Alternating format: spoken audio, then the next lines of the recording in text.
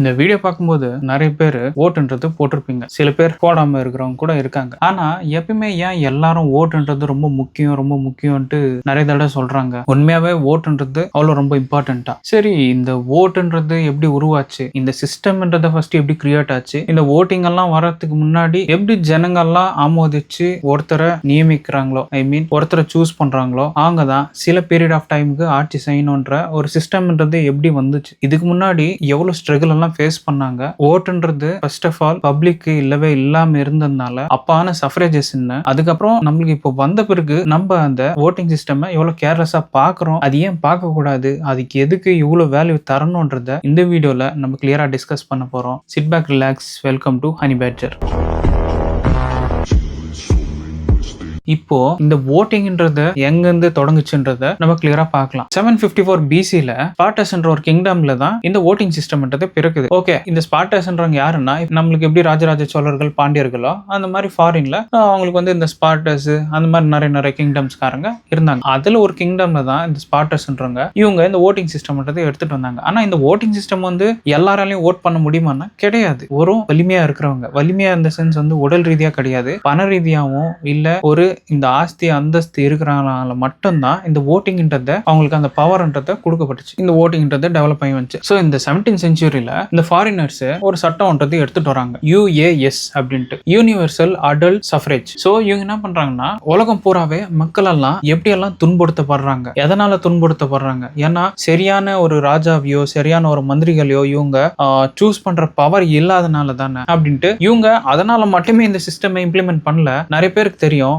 இந்தியான்றது ஒரு democratic country அப்படின்னா உங்களுக்கு நீங்க நினைச்சபடி வாழலாம். இங்க பணம் இருக்கிறதுக்கு பணம் இல்லாததான் மேட்டர் தவிர மற்றபடி உங்களுக்கு எப்படி பிடிச்சிருக்கோ உங்க இஷ்டமா வாழலாம். அதுதான் டெமோக்ராட்டிக் கண்ட்ரி. அதுக்குன்னு நான் வந்து இன்னும் டெப்தா சொல்லல, சிம்பிளா பிரீஃபா அதை சொல்றேன். அதனால டெமோக்ராட்டிக் கண்ட்ரி. ஸோ இதே நீங்க நார்த் கொரியா பாத்தீங்கன்னா டிக்டேட்டர்ஷிப் கண்ட்ரின்னு சொல்லுவாங்க. அங்க வந்து உங்க இஷ்டம் போலலாம் இருக்கக்கூடாது. இதுதான் ஒரு விதிமுறைப்படி நீங்க அங்க நடக்கணும். நீங்க நிறைய பேருக்கு வந்து ஆல்ரெடி நார்த் கொரியா பத்தி ரொம்ப வீடியோஸ் பார்த்திருப்பீங்க. அங்க ஹேர் கட் கூட அவங்க சொல்ற ஒரு டிசைன்ல பண்ணணும். அவங்க சோசியல் மீடியா ஆப்ஸ் எல்லாம் இந்த அளவுக்கு இருக்காது. இன்டர்நெட்னாலே ஒரு லிமிட்டட் தான். அவங்களால ஒரு பெரிய இன்ஃப்ளூயன்சர் பீப்புளை பத்தி, ஐ மீன் பொலிட்டிக்கலா ரொம்ப பெரிய எக்ஸ்-MLA இருக்கட்டும், எக்ஸ் மினிஸ்டரா இருக்கட்டும், எக்ஸ் சிஎம்மா இருக்கட்டும், இல்ல பவர்ல இருக்கிற சிஎம்மா இருக்கட்டும், மினிஸ்டரா இருக்கட்டும், MLA இருக்கட்டும், இந்த மாதிரி ஒரு பேசுற ஒரு பலமே பவரும் எதுவுமே அவங்களுக்கு அவ்வளவு ஈஸியா இல்ல. என்ன பண்ணாலும் அவங்க அந்த சிரிச்சுக்கிட்டே ஒரு கொத்தடிமையா இருக்கிற வாழ்க்கை இன்னமும் நம்மளுக்கு ரொம்ப லைவ்லி எக்ஸாம்பிள் வந்து இந்த நாடு இருக்கு. அதுக்கு அவங்க பிரச்சனையில இருக்காங்கன்னு நான் சொல்ல வரல. பட் என்னன்னா, ஒரு டிக்டேட்டர்ஷிப்னா இப்படிதான் இருக்கும். பட் நம்மளுக்கு வந்து டெமோக்ராட்டிக். இதை வந்து அந்த ஃபாரினர்ஸ் வந்து அப்பயே பார்த்து இதே மாதிரி எல்லா கண்ட்ரிலையும்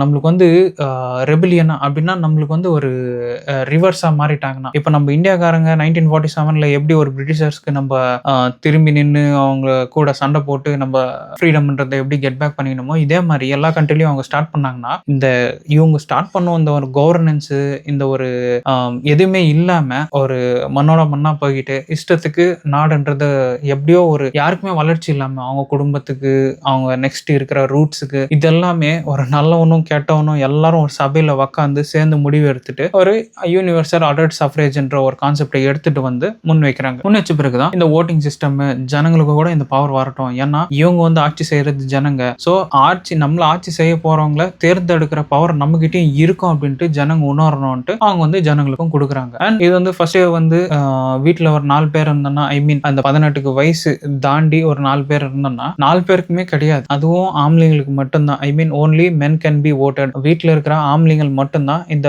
ஓட்டுன்ற உரிமையே இருந்துச்சு. ஸோ அப்போ வீட்டுல எத்தனை பேர் இருந்தாலும் அங்க எத்தனை ஆம்பளைங்கள் இருக்கிறாங்களோ அதுதான் ஓட்டுன்றத ஒரு கவுண்ட்ன்ற மாதிரி இருந்து அதையும் எடுத்துட்டு வந்து முன் வச்சு சில நாளுக்கு தள்ளிட்டு போனாங்க. அதுக்கப்புறம் சில சட்டங்கள் எல்லாம் வந்து அப்படி கிடையாது. 18 வயசு தாண்டி வீட்டுல பெண்ணா இருந்தாலும் ஆணா இருந்தாலும் யாரா இருந்தாலும் அவங்க ஒரு உயிர், அவங்களுக்கும் ஒரு மதிப்புன்றது இருக்கு. அந்த மதிப்பு தான் இந்த ஓட்டு. இந்த ஓட்டு அவங்க யாருக்கு செலுத்தணும்னு நினைக்கிறாங்களோ அவங்களுக்கு தேவையான ஒரு ராஜாவையோ அமைச்சரையோ மக்களையோ மந்திரியையோ இன்னைக்கு இருக்கிற சீஃப் மினிஸ்டரையோ நம்ம தேர்ந்தெடுக்கக்கூடிய அளவுக்கு பவர்ன்றத நம்மளுக்கு அவ்வளவு ஈஸியா கிடைக்கல.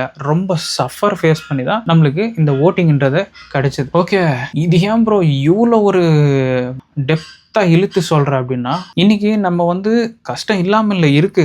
பட் இன்னைக்கு நம்ம கஷ்டம் வந்து நம்ம வரைக்கும், நம்ம ஃபேமிலி வரைக்கும் அப்படின்ற மாதிரி தான் இருந்துச்சு. நம்ம ஊர் வரைக்கும், நாடு வரைக்கும்ன்றத அந்த கஷ்டன்றது எப்ப தெரியுதுன்னா, இந்த பெட்ரோலோ, இந்த கேஸோ, இல்ல இந்த கொரோனாவோ, இல்ல இந்த 2012 உலகமே அழிஞ்சிட போகுதுன்ற மாதிரி ஒரே பிரச்சனை அது எல்லாருக்கும் காமனா இருக்கும்போது தான் அது பெரிய பிரச்சனையான்றது தெரியும். அது தவிர்த்து வேற எதுவுமே தெரியாது இப்ப இருக்கிற ஜெனரேஷன்ல. ஆனா அப்போ இது எல்லாருக்குமே காமனா இருந்தது. மனுஷன்ல யோசிச்சு பாருங்க, அப்பயும் ஜனங்க வேலை செஞ்சு தான் உழைச்சு தான் சம்பாதிச்சிருக்காங்க. அவங்க வேலை செஞ்சு உழைச்சி சம்பாதிச்ச துட்டை கூட அவங்களால மனசுக்கு நிம்மதியா எதுவுமே பண்ண முடியாது. ஒரு கை கட்டி நின்று கொத்தடிமையா போற அளவுக்கு அவங்க ரொம்ப சித்திரவேதனை பட்டு தான் இன்னைக்கு நம்ம அவ்வளோ ஈஸியா கால் மேல கால் போட்டு ஓட்டிங்கன்றத ரொம்ப பெரிய விஷயமாவே எடுக்காம விட்டு தள்ளுறோம். நிறைய பேர் ஓட் போட்டவங்களுக்கு இந்த வேல்யூ தெரியும். வேல்யூ தெரியாம கூட ஓட் போட்டவங்க இருக்கலாம். பட் நீங்க போட்ட அந்த ஓட்டு, நீங்க செலக்ட் பண்ற ஒரு மெம்பரை எவ்வளவு ஒரு எஃபெக்டிவா உங்களோட லைஃப்ன்றத நகுத்தோன்ற மாதிரி நிறைய பேர் வந்து ஓட் போடாம இருக்கலாம். அவங்களுக்கு தான் நான் இந்த வீடியோவை ரொம்ப எஃபெக்டிவா எடுத்துட்டு வந்து சேர்க்கணுன்ற ஒரு ஐடியால மேக் பண்றேன். இன்னொன்னு என்னன்னா, வெஸ்ட் பெங்கால் நல்லாவே தெரியும். நம்மளுக்கு இண்டிபெண்டன்ஸ் வந்ததுக்கு அப்புறம், ஐ மீன் சுதந்திரம் வந்ததுக்கு அப்புறம் என்ன ஆகுதுன்னா, அங்க வந்து நிறைய இண்டஸ்ட்ரியல் ஏரியாஸ் எல்லாம் நிறைய நல்லாவே செழிப்பா இருந்திருக்கு. நல்லா டெவலப்பிங் ஸ்டேஜ்லயும் இருந்திருக்கு. சொல்லப்போனா நிறைய பேருக்கு வந்து வெஸ்ட் பெங்கால்ன்ற ஒரு இடமே நினைச்சு பார்க்காத அளவுக்கு டெவலப் ஆகுன்ற ஒரு சிந்தனை, ஒரு நம்பிக்கைன்றது ஒன்று இருந்துச்சு. ஆனா அங்க என்ன ஆகுதுன்னா, நிறைய லோக்கல் பாலிடிக்ஸ், நிறைய ஒரு ப்ராஃபிட் இருக்கிற ஒரு கம்பெனிஸா இருக்கட்டும், ஒரு இண்டஸ்ட்ரீஸா இருக்கட்டும், ஒரு பிசினஸா இருக்கட்டும், எதையுமே வர விடல. எது வந்தாலும் அதுக்கு தகுந்த மாதிரி இவங்க லோக்கல் பாலிடிக்ஸா பிளே பண்ணி, இங்க இருந்தா நம்மளால பொழைக்கவே முடியாது அப்படின்ட்டு வேற வேற ஊருக்கு தாண்டி வந்துட்டாங்க. நீங்க நிறைய பேர் போய் கேட்டீங்கன்னா, இன்னைக்கு சென்னையில கூட பாதிக்கு மேல பேர் இருக்காங்க. நீங்க போய் கேட்டீங்கன்னா எங்க இருந்து, அவங்க முன்னோர்கள் வந்து வெஸ்ட் பெங்கால்ல இருந்து இருப்பாங்க. அவங்க இங்க வந்து ஒரு 3-4 தலைமுறையா இங்க வாழ்ந்துட்டு இருப்பாங்க. சோ அவங்களுக்கு அதோட டச் இருக்காது. பட் நிஜம் சொல்ல போனா, அந்த மாதிரி டெவலப் ஆக வேண்டிய ஒரு டைம்ல இவங்க வந்து சரியான ஒரு அரசாங்கத்தையோ ஆமோதிக்காதனால, ஐ மீன் தேர்ந்தெடுக்கப்படாதனால தான் ஒரு வெஸ்ட் பெங்கால்ன்ற ஒரு இடமே, ஐ மீன் ஒரு ஸ்டேட், ஒரு மாநிலமே தொடரும்னு நினைச்சு ஒரு பெரிய கதை அடுத்த பேஜ்லயே முடிவுன்றது ஒண்ணு நடந்திருக்குன்னா அது அந்த இடத்துக்கு தான். இது எதுக்கு நான் சொல்றேன்னா, இந்த ஒரு எலெக்ஷன்ன்றது எவ்வளவு இம்பார்ட்டன்ட்ன்றது இந்த கதையை வச்சு நீங்க தெரிஞ்சுக்கலாம். இன்னும் சிம்பிளா சொல்லணும்னா, இப்போ உங்களுக்கெல்லாம் தெரியும், சென்னையில் வந்து நிறைய இண்டஸ்ட்ரீஸ் ஹப்ஸ் வந்துச்சு. இந்த கார் மேனுஃபேக்சரிங், பைக் மேனுஃபேக்சரிங், இந்த மாதிரி எல்லாம் நிறைய பேருக்கு வந்து சென்னையில் வந்து இண்டஸ்ட்ரீஸ் வந்திருக்கு, சூப்பர், நம்மளுக்கு வேலை கிடைக்கும். அது உண்மைதான், கிடையாது இல்லைன்னு நான் சொல்ல வரல. ஆனா யோசிச்சு பாருங்க, நம்ம ஆளுங்க அதை வந்து ஒரு டெவலப்பிங் விஷன்ல பார்த்ததுனால எங்க இடத்துக்கு எடுத்துன்னு வந்தா போதும், அதுல ஒரு 50 to 60 மெம்பர்ஸ், அட்லீஸ்ட் ஒரு 40% ஆகுது, ஐ மீன் உள்ளூர்ல இருக்கிறவங்களுக்கு வேலை வாய்ப்பு பண்றதை நீங்க கொடுத்தீங்கன்னா எங்க ஊரும் டெவலப் ஆகும், நீங்க டெவலப் ஆவீங்கன்ற ஒரு விஷன் எடுத்துட்டு வந்து வச்ச பிறகுதான் இந்த மாதிரி இண்டஸ்ட்ரியல் ஹப்ஸும் சென்னையில வந்து விழுந்து இன்னைக்கு சென்னைன்றது ஒரு பெரிய சிட்டியா வளர்ந்து, யார் வந்தாலும் சரி சென்னையில பொழைச்சவன் நிறைய பேர் இருக்கான்ற சொல்றதுக்கு மெயின் ரீசன் அதுதான். ஆனா இந்த இண்டஸ்ட்ரீஸ் நம்ம கிட்ட வர்றதுக்கு முன்னாடி எத்தனை பேர், ஐ மீன் எத்தனை டிஸ்ட்ரிக்ட் அப்ரோச் ஆயிருப்பாங்க, எத்தனை ஸ்டேட்ஸ் அப்ரோச் ஆயிருப்பாங்க, அங்கெல்லாம் என்ன பிரச்சனை ஃபேஸ் பண்ணி அது அவங்களுக்கு ஒரு ப்ராப்ளமா இருந்திருக்கு, நம்மளுக்கு வந்து இது சொல்யூஷனா இருந்திருக்கு. எதுக்குன்னா நம்ம கரெக்டா சூஸ் பண்ண நம்மளோட கவர்மெண்ட்னால தான். ஒரு கவர்மெண்ட்னால தான் டெவலப்மெண்ட்ன்றது ஒன்று வரும். ஒரு டெவலப்மெண்ட்ன்றது ஒன்று வந்தாதான் டெக்னாலஜி வைஸும் சரி, இந்த ஒரு டெமோக்ராட்டிக் வைஸும் சரி டெவலப்மெண்ட்ன்றது இருக்கும். இப்போ ரீசெண்டா பாத்தீங்கன்னா டீலிமிட்டேஷன் என்ற ஒரு கான்செப்ட் இருந்துச்சு. இப்போ அதுவும் போயிட்டு இருக்கு. சரி, அதை பத்தியும் நான் உங்களுக்கு ஒரு சிம்பிளா சொல்றேன். டீலிமிட்டேஷன்ன்றது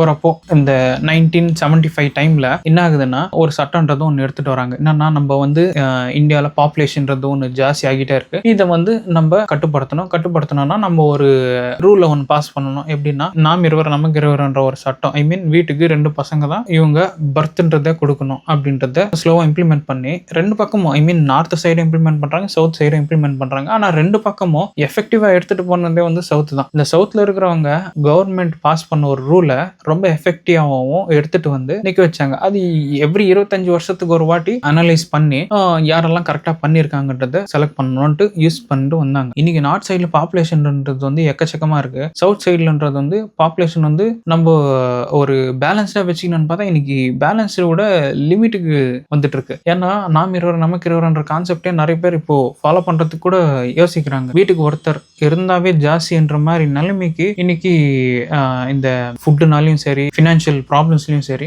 நிறைய பிரச்சனைனால தான் இந்த இம்பேலன்ஸ்ன்றது நிறைய ஃபாலோ ஆகுது. இன்னொன்னு கவர்மெண்ட் சொன்னாங்க வீட்டுக்கு 2 பேர் தான் ஜாஸ்தி அப்படின்ற மாதிரி, அந்த 2 பேர்ல ஒருத்தர் இருந்தா கூட போதும் அப்படின்ற மாதிரி வீட்டுக்கு ஒரு சைல்டுன்ற மாதிரி எடுத்துட்டு வந்தாங்க. இப்போ அங்க கவர்மெண்ட் என்ன சொல்றாங்கன்னா, இப்போ யார் பாப்புலேஷன் ஜாஸ்தி காசு இருக்கோ அவங்களுக்கு தான் இந்த முன்னுரிமை கொடுக்கணும் அப்படின்ற மாதிரி ஒன்று சொல்லும்போது நம்ம சொன்னது ஐ மீன் நம்ம இந்த சவுத் சைட்லேருந்து ரெப்ரசன்டேட்டிவா போய் அசம்பிளில பேசினவங்க சில பேர் வந்து பாருங்க, சொன்னதை செஞ்சவனை பாராட்டுறது விட்டுட்டு சொன்னதை செஞ்சவனை குத்தோன்ற மாதிரி சொல்ற மாதிரி இருக்கு அப்படின்னு சொல்லும் போதுதான் ஓகே இப்ப எப்படி பார்க்கலாம்டான்னா இதை நம்ம வந்து இப்படி பிரிக்க வேணாம், அப்ப எப்படி இருந்துச்சோ இப்ப அப்படியே பிரிச்சு அந்த பர்சன்டேஜ்ன்றத இப்போ கொடுத்தா எவ்வளவு இருக்குமோ அதே அளவுக்கு கொடுக்கலாம் அப்படின்ட்டு அங்க டிவைட் பண்ணி இப்போ அந்த 40% இருந்து 60% வரப்போகுதுன்றத ஒரு வோட் பை மவுத்தா சொல்லியிருக்காங்க. இன்னும் அது பேப்பர்லயும் கொண்டு வரல. அதுக்கான இன்னும் டீடைல்ஸும் நான் வந்து இன்னொரு வீடியோல கிளியரா பண்றேன். நான் இதெல்லாம் உங்ககிட்ட எடுத்துட்டு வந்து சொல்றதுக்கான ரீசன் ஒன்னே ஒண்ணுதான், ஓட்டுன்றது ரொம்ப இம்பார்ட்டன்ட். இனியும் எந்த ஒரு ஓட்டா இருந்தாலும் சரி நம்மளோட உரிமையை நம்ம விட்டு கொடுக்க கூடாது.